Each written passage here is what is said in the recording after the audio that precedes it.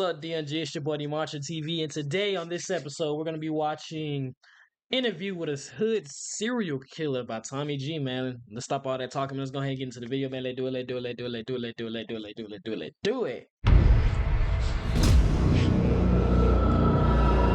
How old were you when you think you did your first? I'll say probably about 14, 15. I always liked the guns and getting shit for free. Folks like this, I'm gonna need all of y'all to go ahead and enlist in the military for me. Y'all wanna, you know what I'm saying, go out there and you know what I'm saying? Hey, bro, go ahead and shine up for the military. You know what I'm saying? And you can do what you want to do. You can shoot as many people as you want to, you feel me, without going to jail. You know what I'm saying? Go ahead and shine up, bro. Go ahead and just enlist. You know what I'm saying? Y'all want to go out here? Yeah, you feel? I mean, I'm just saying. I ain't never want to work for no money. So would you say you have a passion for robbing and killing? Yeah, I say I killed about 5 people in the past 2 or 3 years. So I know I'm going to hell. In my conversations with them, they think of themselves as soldiers in a war. How much do these cost? It's anywhere from 5 to 30,000. It depending on who the target is. So would you say there's a lot of guys walking around Milwaukee that have more than 3 bodies? I know like multiple that got like 3, 4.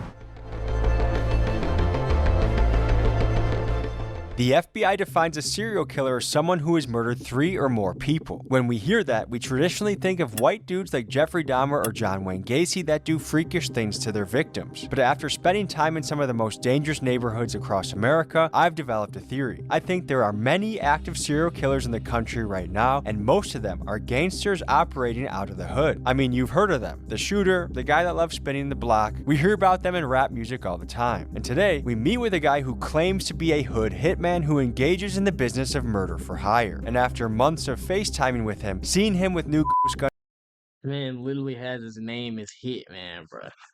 Bro, Tommy, I don't know how many. I don't even, bro.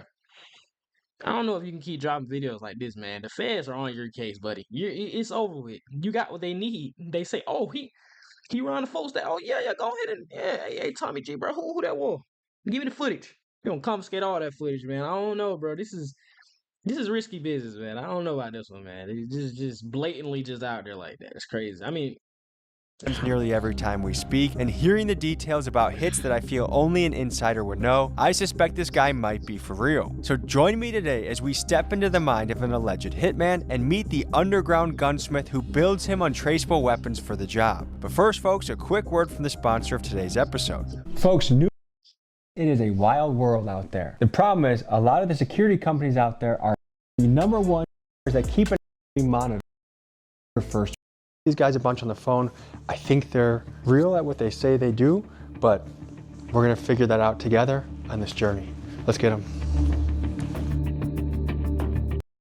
ain't there? You know they're doing it. Come on, Tommy. Come on. What's up, fellas? What do you go by? Better. What do you got there? You know, just MVP with a switch on it. How do you guys feel about doing this interview? Yeah, let's do it. We're finna see what's going on. I guess my first question is, what made you guys interested in doing an interview? Well, first of all, we want to spread the authentic news about everything. You know, it's a lot of fakers out here. What would you guys describe your profession as? I'm definitely a smacker. That's what we call it where I'm from. You know, I get paid to knock shit down, take a life, do whatever I gotta do. You want them dead, you call his phone. Where are you niggas? Where the f are you guys? Bro knew when he went to school he was not gonna do nothing else but be a freaking, you know what I'm saying, go out. He's a hired hitman for hire. He knew what he was gonna do after he got out of high school. He was like, man, screw this. Education, graduate, what, man? Nah, I'd rather spin the block, man. Please, bro. Drop this population in the city, dog. What part of the operation are you? Gunsmith. I built the gun, showed the guns. What area do you guys operate in? We all around this motherfucker. I ain't gonna lie. We're not even just based in the city of we all around this motherfucker. How'd you get into this? This shit all started at a very young age, brother. It ain't even start with the money, you know, adapting to the environment. I'm a real product of our environment, so before the money came around with this shit, I've been doing this shit just out of people that don't like me and, you know, I don't like them. How young did you get involved in the streets? I'd say early age, at like 13, 14, when I really started popping outside and acting with this shit. What led to you becoming a 13, 14-year-old kid out in the streets? I had what I wanted to have, I only had what I needed. I grew up around this shit. This shit mandatory. I grew up in a single parent home. I had siblings. And where was your dad in this picture? I don't know where the hell he was at. He was one of them disappearing, you know. I don't know. How old were you when you think you did your first shooting? I'd say probably like 14, 15. It's just a night outside, you know, we playing with guns. I see a motherfucker, I want to impress who I'm with, I get to shooting at people. You get what I'm saying? It seems like you have a real passion for guns. Yeah, I've been liking guns since I was younger. Like 12 years old, I've been watching videos of guns. I had my dad walk in the room before. I had a phone, watching people just get shot and killed on YouTube and shit like that when it wasn't too restricted. How did you meet Gutta? Oh, God, my brother, my blood brother. Your Thanksgiving dinner tables are scary as I bet, dude. The first time you were involved in a shooting, was it for money? Was it for free? There was some niggas on the porch, we walking past, they trying to walk up to us like, y'all ain't from here, type shit. And they didn't know we had pipes, cause we look young, we don't look like we got pipes, we young guys, they so they just want to try to hold niggas around and shit. Do you know if they died? I don't know. How many murders would you guess you've done? He do know. He knows. He knows exactly. He's lying. Come on. Come on. Come on. He don't know, right? He don't. And over what amount of time? 5 people in the past 2 or 3 years. It's so easy to become a podcaster with Riverside. You just need a concept and a way to record it.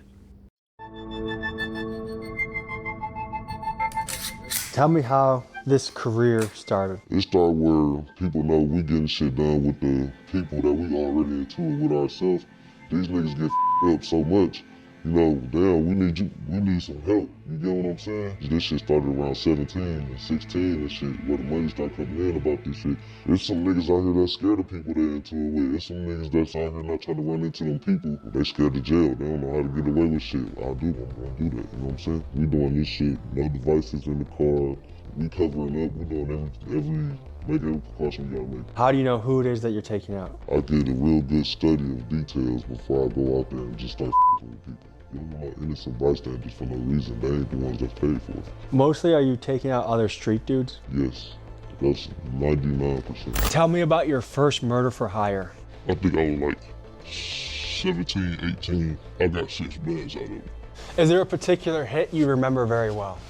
On the where some niggas, I had sold a gun too, they ain't want it. So he was like, I want my money back. And I'm like, no, I don't do refunds and nothing like that. And so he got slick talking shit on the phone when they told that up. How many guys like you think there are in each hood around America? Bro, it's real normal where we grow up at. I know niggas that never got on social media a day in their life, man. Jersey numbers 10, 15 bodies for no reason, you know what I'm saying? The number you just threw out, what kind of time span are we talking about? 10 years, 8 years. How do you prepare before you go out there? As soon as they tell me who it is, I do my research for about a day or two. And I'm doing all type of Facebook investigations, Instagram investigations. I'm gonna see exactly what the fuck it is before I come over there. In this city, we CCAP niggas. They got all your information on there from when you got locked up, whatever you tell your lawyer.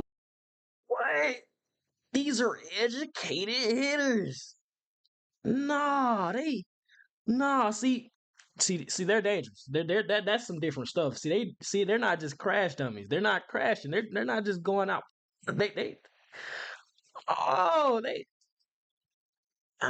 for real. Hey, y'all want to post all the time, you know what I'm saying? You better stop posting. Your arresting officers, the judge, your address, your full name, your date of birth, all the information is up there. And would you say the majority of guys that you take out are on CCAP? Yeah, bro, we in the streets. You come and sit at that motherfucker,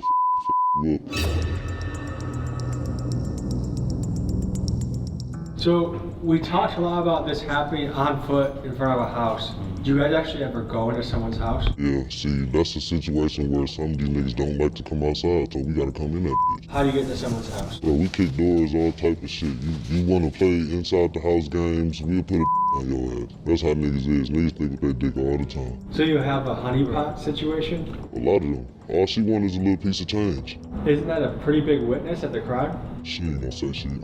She know what come with this shit. Have you guys ever been shot at? Yeah, a lot of times. You guys ever been hit? I got hit one time. I got hit in my arm. I got stomach shots too, but that shit don't count. Man. That shit too many years ago. That was before I started slanging down, so I don't even believe in that shit. What time of day are you doing house jobs? Anytime. It don't matter. As soon as the money clear, we in route. But what makes you do that rather than, say, become a welder? Bro, I'm a felon, bro. I can't do all that shit. And then I ain't have a passion for all that shit growing up. I always liked the guns and getting shit for free. I ain't never want to work for no body. So would you say you have a passion for robbing and killing? Yeah. But aren't you getting hired by people and working for people?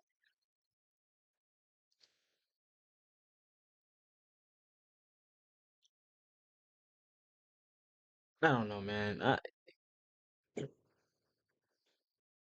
Ah, Yeah, I started robbing at like 12 years old. I still do it to this day, but I was stealing out the store when my mama was shopping and shit. That's 8-year-old shit. And did your mom encourage that? Hell no, my mama was strict as hell. She don't like none of this shit I do.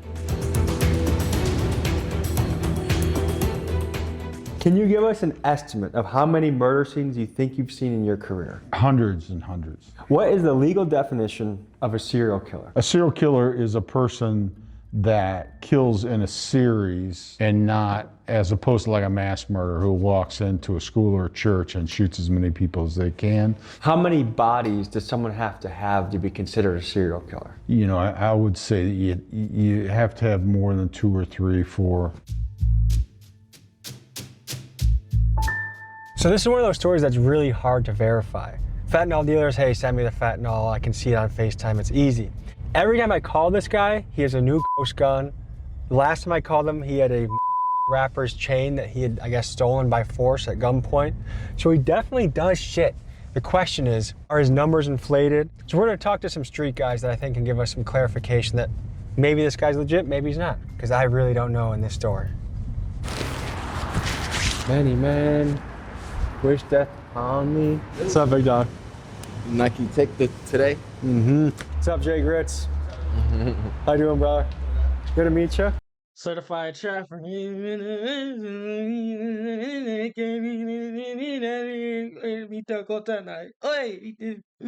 Y'all know. Okay, you said it before. How did you label yourself? Street nigga. I wanted to get a couple Street nigga. You can say opinions. nigga. No, I can't. But I wanted to get a couple opinions on this alleged hitman that I've met. If someone wants someone dead, does it make sense to go outside of your clique and ask someone that you don't even know to You bring know what you I'm in? saying? That's what I was saying more than like the personal relationship shit. Like they have to really know each other to even put that trust and say, "Oh, I trust bro And to I go feel like you gonna really and take not tell on me." because niggas can't keep their mouth shut anyway. So nigga know about know. So the chance of someone keeping their mouth shut for 10, 15 plus murders is very unlikely. I ain't never seen shit like that. Like here, like, I done seen niggas get 5 and over the course of 20 years. Do you know that to be considered a serial killer, that means 3 bodies or more? So would you say there's a lot of guys walking around Milwaukee that have more than 3 bodies? I know like multiple motherfuckers that got like 3, 4. What to you are the key parts of having a successful mission? You can't have your identity shown. Wear some outstanding shit like wear a wig or some shit. Wear big ass saggy clothes or some shit like that. Ride the block, see who in it. I get out the car down the street. We walking up to this motherfucker and we fucking everybody up on the port. I'm expecting more money for this extra body. You kill the whole family. We gonna fuck them up. It depends though. I ain't trying to do shit to no kids. They also say that when there are witnesses around the guy that they have to hit, that they also sometimes take out the witnesses. Is that common in a hood hit? Not super common, really, because it does happen, but killing all of the witnesses is not typical, I would say, in gang hits, because there might be 20 people on the street. What you're counting on there is the high likelihood that people are just not going to cooperate with the police. For those doubting that somebody can get away with multiple bodies, consider this. In many cities across the United States, the clearance rate, or in other words, the solve rate for murders, can be ridiculously low, especially during the early 2020s COVID period, which was a golden era for getting away away with crime. For example, in recent years, Chicago has had clearance rates as low as 30% and Flint, Michigan as low as 21%. And keep in mind, in gang-dominated neighborhoods, these are places that typically don't work with police. So to me, the idea of someone getting away with a few murders, while shocking, is certainly plausible. If their goal is to remain under detection by killing everyone at a scene, does that not put them at the top of the food pyramid for priority for police? Absolutely, for sure. Let's go further into their tactics. They say they also outfit their guns with switches when they do that. Is that a good tactic or a dumb tactic? Unless they've gotten military training and know how to handle an automatic weapon, it usually doesn't work out that great for them, you know what I mean? Automatic weapons are a lot more difficult to deal with than people think. You can do a lot of damage quickly. So these guys also said that if they're taking someone out, if there's witnesses around that person, that they shoot everybody at the crime scene. Does that sound legit? That's what you supposed to do. That's what you should do. I mean, I wouldn't say you should.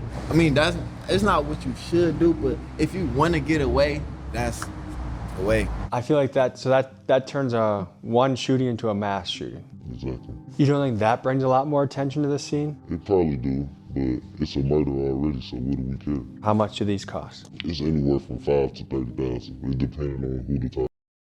What, 530,000? That's how much y'all. Shoot, boy, I might just need to go ahead and do what y'all do. Nah, let me stop. I might just need to do what they doing. Nah. What's typical? Typical 10,000 niggas be one of the rap niggas out the group. That's 10,000 right there. Your most common client is a rapper that wants another rapper dead? Yeah. Why don't they just do it themselves?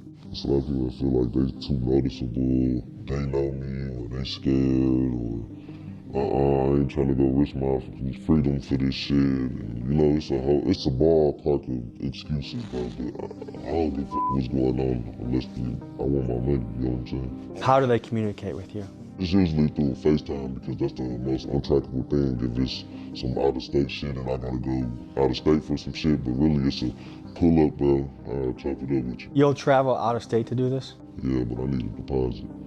And you'll do that for 10 grand? I'll do it. Hell yeah, that's free money for me, bro. Can you tell me about the psychological profile of these hood hitmen that are just willing to kill someone for very low amounts of money? In my conversations with them, they think of themselves as soldiers in a war. They don't think of themselves as serial killers, certainly. They think of serial killers as sexual deviants. I mean, when you grow up in poverty without hope, or without, structure in your life, and your structure becomes the street, and it's violence, and that's all you see, and that's what you get rewarded for.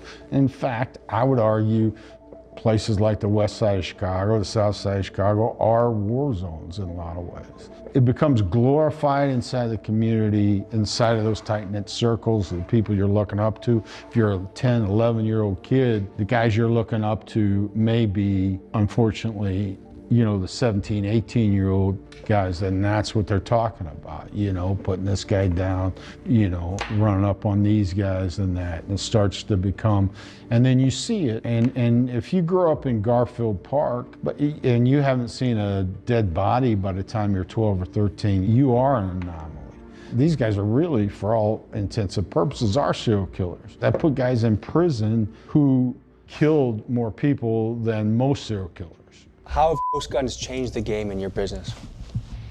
So first off, we did this interview. When I had my CCL, ATF came and took that bitch like a couple months after that. After that, we got set up for real. So we just driving down the street, we getting ready to take boat somewhere and shit. But right before we pull up to the motherfucking house, we see police on one side of the street, another on the other side. One of them came down this street, did a U-turn and flagged our shit. We pull over, and they ass hop out. We trying to hide guns and shit, but couldn't hide them. I mean, if it's on your side of the car, they gonna put that bitch on you, type shit. It was people in the back seat and in the front, so we couldn't really hide the guns well. They took us to jail and shit. They took one of the guns they thought was a rare gun. It was an M&P with a switch. That motherfucker was legal. They ended up letting me out like a few days to a week afterwards. They kept the gun and shit. They ain't trying to release no guns to me. And right now, the site that I got the FRT from, they ain't selling them no more to the ATF. Like, investigate the device, how it worked for real. But the ATF connected a lot of guns that were used in murder weapons to you? Yeah, I had a lot of guns out there in my name. I got at least over 1,000 guns in my name out there in Texas. What would you do with a gun after a hit? Why are you telling us this, bro? Why are you telling us this? That's not. Is he supposed to be telling us this, y'all? Is it like he? Hey, Playing on I don't think he's supposed to be iPhone? Now you can play Unlocked on PC with Google Play Games.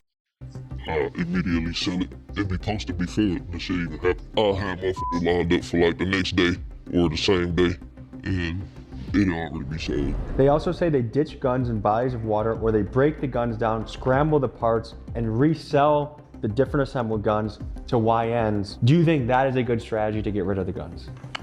Getting rid of a gun in bodies of water or whatever is generally a good strategy. Reusing them is a less of a good strategy because, you know, you always run the risk that there's maybe some common denominator with a piece that is led back, you know what I mean? What do you think is unique about your approach that has allowed you to stay away from law enforcement? Bro, I done got investigated for this shit before, multiple times, but like I said, them phones and the motherfucking hidden identities and camera actions and shit like that, that'd be the thing, bro. What do you mean by hidden identities and camera actions? Like, don't catch yourself on fucking camera, you know, stupid, and then when you get this hit with this outfit, you never wear it again. And I always tell people you wear a different size shoe as you run away from a crime. Forensics, they taking down every detail possible. DNA, shoe sizes, you know what I'm saying? The guys I'm interviewing say they use ghost guns that they mill themselves, which we watch them do. They never touch the body of their victim. They sometimes wear shoes that are different sizes to each crime, and they never carry a cell phone during the crime. How would you grade their killing strategy? That's a good strategy. You're taking a lot of the forensic stuff out of it, right? Cell phone towers now have been for a long time. If you can track a suspect's cell phone to a scene, that's really good circumstantial evidence based on other factors, weapons, all of that. You know, if all of that is true, then yeah, but you could read that in a book, you know what I mean? You know, I've traveled to a lot of different types of people, cultures. I've pretty much seen it all in the United States. One observation I've had is that backdooring, you don't find it anywhere else more than in a black hood. I think that's a Cartier, or whatever's on his wrist. You see that right there, but that's, hey, I see it. He get money. People willing to kill each other, willing to rob their friend for like the lowest amount of money. Like you don't see that in Asian neighborhoods. You don't see that in white neighborhoods. What do you think that is? You wanna know something that's crazy? I'm gonna bring up an example. Every time I went to jail and shit, like, if you observe, when the black people come in, the other black people looking at them some type of way, trying to find out, oh, this nigga a rat, this nigga a snitch, I'm on his ass, I'm gonna take something from him, this and that. When the white people come in, they greet their people, they all together chilling. When the Mexican people come in, hey, you good, they help them with their shit, everybody chilling. I really feel like with black people, it's a jealousy and everything. We always got AR-15s, micro AR-15s to be specific. We ain't have no big ass guns. Why is that? It's the easiest to get around with. It's concealable. How many guns do you think you've sold in your life? Definitely over 3,000 guns. So you know your way around guns? Yeah, for sure. If a gun you sell is used in a hit, what do you think about that? Some are used in a hit. I wouldn't say, I'll say about, just an estimate, if it was about 3,000 guns I sold, I'll say about at least 500-600 was used.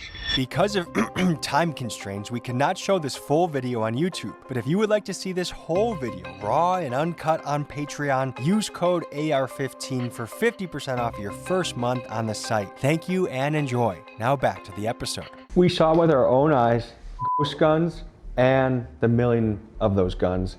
Do you think that alone suggests these guys have some level of experience in something nefarious? Yeah, I mean, they have other factors. Like, I mean, could just be trying to impress you, right? But beyond that, they may be selling bullshit guns, right? They may be convincing people that these are really, something special. So it could be a scam, but it also may be an active thing that works. So they make these guns to sell them. It sounds like you could literally not give a shit if this ends up being a weapon that someone uses to kill someone with. No. There's many weapons out there. The government sell weapons that kill people. It just depends on the person. It feels like you kind of have a cold heart towards the world. Do Do you believe in heaven or hell? No. Are you scared of going to hell? No. I told my mama many times I know I'm going to hell. Why do you say that? Because I know a lot of the shit that I did will lead me there. Do you have any fear of prison? I'm not going to prison. I'd rather bang it out with the police. I'm going to be reborn, so. How old were you when you saw your first?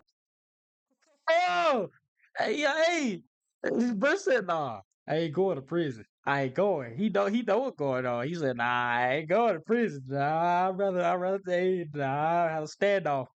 Hey, nah, I ain't going to prison. First dead body. 14. And your home life at this time was all right? Yeah. You weren't being abused? Nope. There wasn't any man in the house beating the shit out of you? Nope. A lot of people look at the impact of drill rap on culture and they say that it's a cancer, that it's leading to so many murders and deaths and shootings and poverty and fucked up situations. Do you think drill rap is a negative impact on our society? Hell yeah, bro. That shit play a big ass part because everybody want to fit in, bro. If a mom gets killed, if a kid gets killed, an accountant gets killed, and a super street guy gets killed, the super street guy is less prioritized simply because he's not as innocent. If this is the murder guy, he's a really bad guy, we really want to solve that because he's likely killed by another really bad guy. And the truth of the matter, however harsh this sounds, if you solve that murder and get the bad guy who killed him, now you've taken two bad guys two bad guys have been taken off the street. We're going to get more cooperation if some mom who's walking home with her groceries gets caught in a crossfire. We just are, because even the neighborhoods that don't want to cooperate as much with us are going to be more cooperative because that's wrong on its face. Where, if you're living in some of these really challenged, underprivileged neighborhoods and you're just trying to get by life day to day, mind your own business, stay alive, and the guy who's the bad guy down the street gets shot, it's like, I've had these very specific conversations with people like, come on, detective, that guy's been a pain in my ass, been a pain in the neighborhood for years, and now he's gone. You want me to put myself at risk to help you out? Would you? And how do you argue that point? Tell me more about the attitude of we gotta do what we gotta do, as if you have no other options. At some point, we ain't had no other options, and then it's just at this point now, we got somewhat of an option, but we so deep in this shit, changing up now, what the for? Because this already what we doing for real.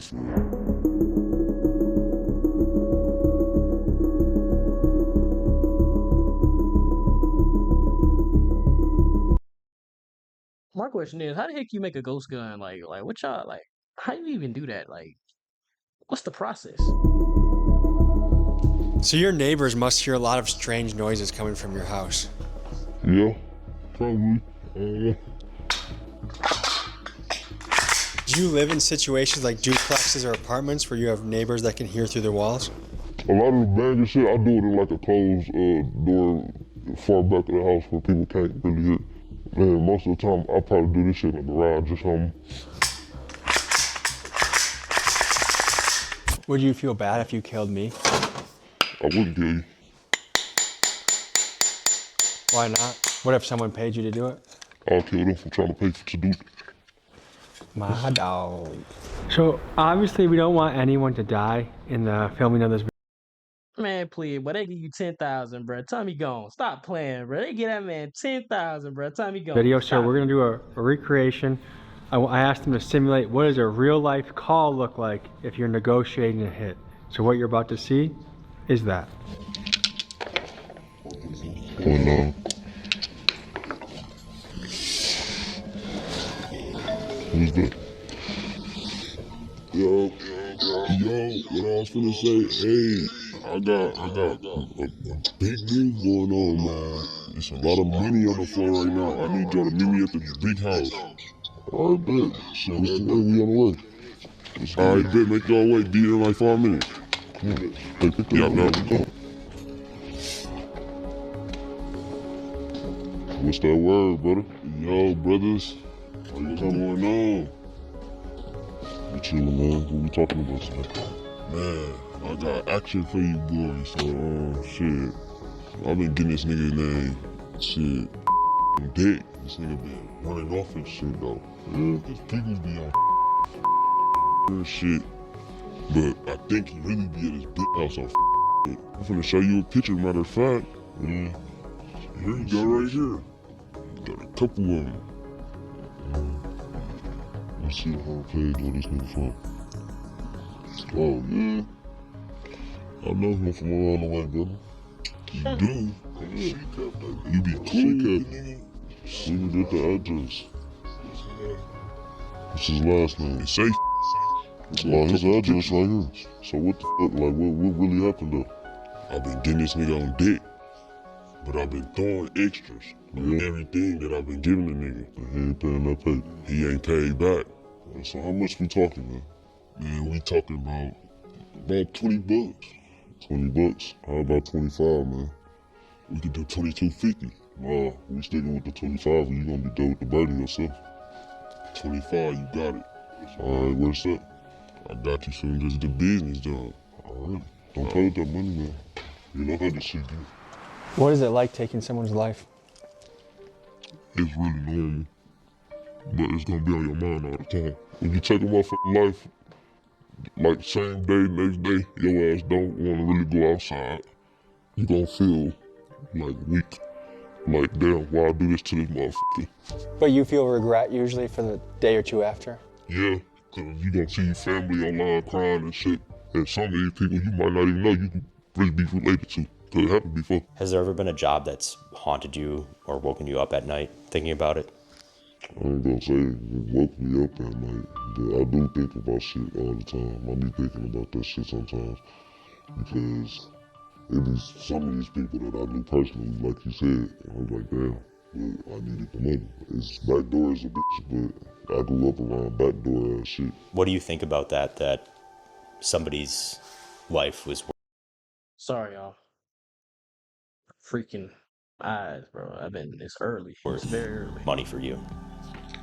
I don't think too much of it, bro, because they'll do the same to me if they had the opportunity to. What do you see the next 10, 15 years? Yeah, I see myself in the next 10, 15 years at a point in life where we don't gotta do this shit. I don't wanna live in the United States no more. I gotta get the fuck out of here because my face is too bad. Rich as hell in another country. Folks, that was a wild episode. I just want to say there's things that I cannot show on YouTube, texts I've gotten. All right, that's the interview with a hood serial killer. I don't know how to feel about that one. What y'all think about that video, man? Make sure you check out the 2 videos on the end of this video, and make sure you like this video and check out the original video, man. I'll see you guys in the next episode. Editors.